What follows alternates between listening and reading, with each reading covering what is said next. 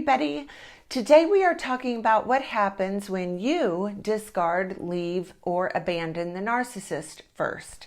This is a situation that I have decades of experience with because I did discard my malignant narcissistic ex, and I also went no contact with my malignant narcissistic father and other family members. So if you are thinking about leaving and have some concerns, then today's video is for you. If you're new to this channel, I would like to take a moment and welcome you and invite you to please subscribe and be sure and hit that notification bell because I put out new videos every week. Also, if you are interested in private one-on-one narcissistic abuse recovery coaching with me, please visit my website or send me an email. Both are linked in the description below. So today we are talking about what happens when you discard, leave, or abandon the narcissist. First of all, let me start with saying this will not be in any way what happens if you were to leave a partner who you were in a normal, loving relationship with. You are dealing with a narcissist, and these people interpret you leaving completely different than a normal person. So let me first say that the narcissist does not see this coming. I don't care if you have told them for years that one day you will leave. If they don't change, I don't care if you have warned them and warned them and warned them. They do not see this coming. In my experience, it takes a very long time for the narcissist to actually comprehend that this time you are finished and nothing they can do or say is going to change your mind. The reason this happens is because of several things. First of all, they usually have gotten away with treating you so terribly for a very, very long time, so they do not take your threats seriously. Their own narcissism is a barrier that prevents them from actually believing that you are leaving. Many times, even after you've left or even after you have filed for divorce. In their mind, they believe because they have wrecked your self-esteem so bad that you won't be able to follow through, or they might believe they have too much money for you to ever permanently leave them, or they might think that they can pressure, coerce, harass, and badger you to death, and that will prevent you from actually following through with the permanent elimination of this relationship. So just because you might physically leave the narcissist does not mean that they have accepted this reality. So usually the narcissist coming to the conclusion that you are truly done is a bit of a process. This does not happen overnight, especially if you have been with them for a long period of time. Narcissists do not view other people as a living, breathing entity with their own mind, with their own perceptions, abilities, and desires outside of the narcissist's life. Narcissists view other people, even their own spouse and children, as belongings, property, assets that are extensions of themselves. So for starters, if and when you leave, their first reaction is usually one of confusion. They cannot figure out why on earth you left because narcissists live in an alternate reality. They have created a false and phony narrative about themselves, about their lives, and about their importance. That narrative is everything to them. Even if they have been abusing you, raging at you, cheating on you, neglecting you for years and years, they do not live in a reality-based world. In their mind, their abusive behaviors they have been subjecting you to are entitlements that they deserve. So it's not uncommon for their first reaction to be one of confusion. However, if you do not come back in a relatively short period of time, their confusion will move into anger and even rage. How dare you even think that you have the authority or right to leave them? Who in the hell do you think you are? Remember, narcissists are always running a phony narrative in their minds that will put them in one of three roles. They will be the hero, the martyr, or the victim, or some combination of all three. Never will they be or accept the accurate and reality-based role they have played, which is the role of the villain, of the abuser, of the destroyer of happiness and joy. That does not align with the the phony beliefs that they want to believe and certainly want others to believe about them. And if you try and suggest that this is the role they have played, they usually will become extremely offended. Not only do they see themselves in the reality of the role they have played, they do not believe that you have any right to suggest otherwise. It's not uncommon for them to start talking about all of the things they have done for you over the years and how ungrateful you are and how much they have had to sacrifice for you. They are genuinely offended and enraged that you, insignificant, undeserving you, dare to suggest things are not the way that the narcissist wants to gaslight and manipulate the rest of the world into believing. In their mind, you are beneath them. You are worthless compared to them. And you have stepped way, way, way out of line, and they are going to remind you who runs the show and who doesn't. So brace yourself for some extreme delusional thinking. Brace yourself for rage, contempt, and disgust. And brace yourself to be devalued, degraded, and marginalized.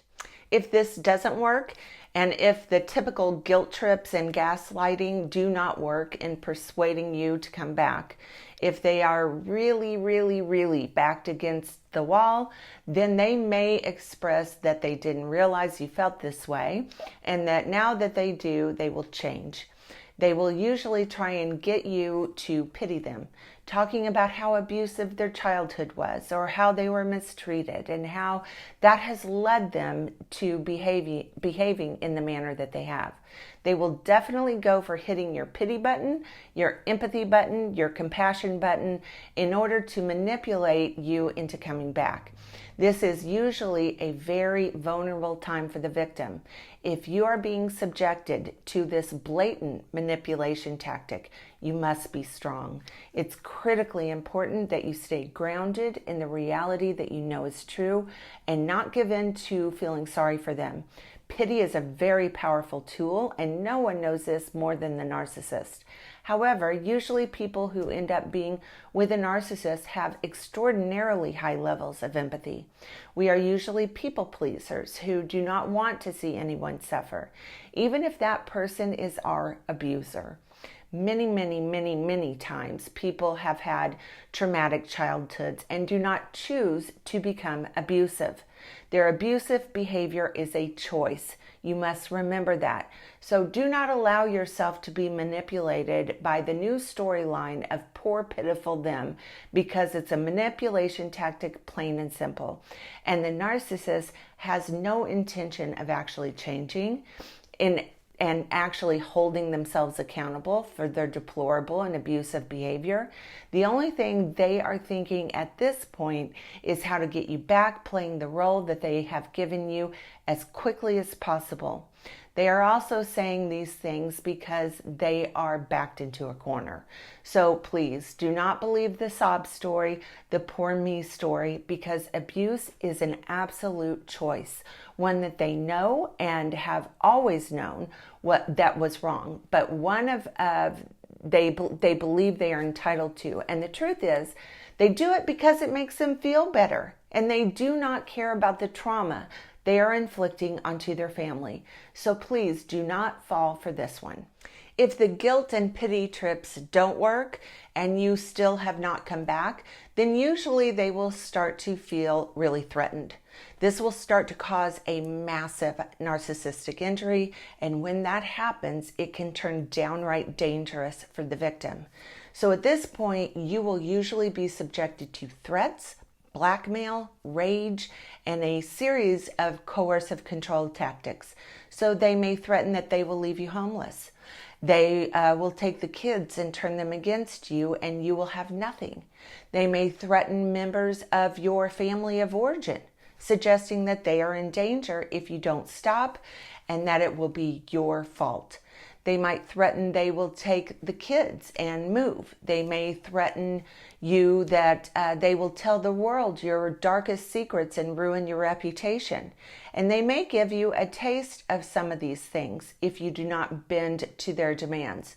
You may wake up to your car being destroyed, or you may go into work one day and have someone report you and accuse you of things you did not do.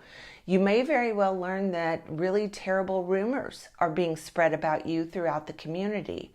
So you must remember, you are dealing with a human being who does not have a conscience. So they are able to do horrible things to you, your kids, your family, and your reputation. You may have them try to set you up for a crime you didn't commit, which is what my ex has done to me for many, many years. So you do not need to be, you need to be prepared for this, as scary and horrible as it sounds. Trust me when I tell you, they are not above doing things like this. And lastly, if you leave a narcissist and they cannot manipulate and coerce you back into the relationship, and their tactics to win you back or scare you into coming back do not work, then their feelings about you can very well turn into a deep hatred for you, almost an obsessive hatred for you. They can become fixated on trying to even the score, even though all you did was not want to have a life with them and be subjected to their abuse for the rest of your life. They genuinely see this as a betrayal and a decision that you were not allowed to make. They believe that they are the ones that tell you when it's over. You took it upon yourself to put yourself into a position where you are as powerful as the narcissist, and that is not allowed. And unfortunately, in some cases, like in my case, this can become a decades-long obsession they develop for you. They want to see you fail. They want to see you ruined. In my case, it became crystal clear that my ex and my father and others wanted to see my permanent address become a cemetery, a prison, or a mental ward. Years and years and years of unrelenting harassment, terrorism, vandalism, stalking for decades. They do not want you to move on. They have developed an obsession and a hatred for you that seems to control them. I would not wish on anyone to live through the horror of what I have been subjected to years after the divorce was final. My divorce was final in 2006, and up until my son's 18th birthday, there has been an unending effort on his part to cause drama, chaos, and trauma to my life. He has tried repetitively to set me up for crimes I did not commit. He has tried to harass and terrorize me to the point of insanity. His devotion to the destruction of my life seemed unending. This is one of the reasons that you will hear me say, if you are trying to end a relationship with a high spectrum malignant narcissist or sociopath, try to get them to discard you first. Try to make them believe they are the winner. Try and make them feel as though the breakup is best for them, because nothing on this earth is more important to these people than winning. So try to come up with creative ways that you could possibly get them to discard you, or at the very least to believe this breakup makes them the winner.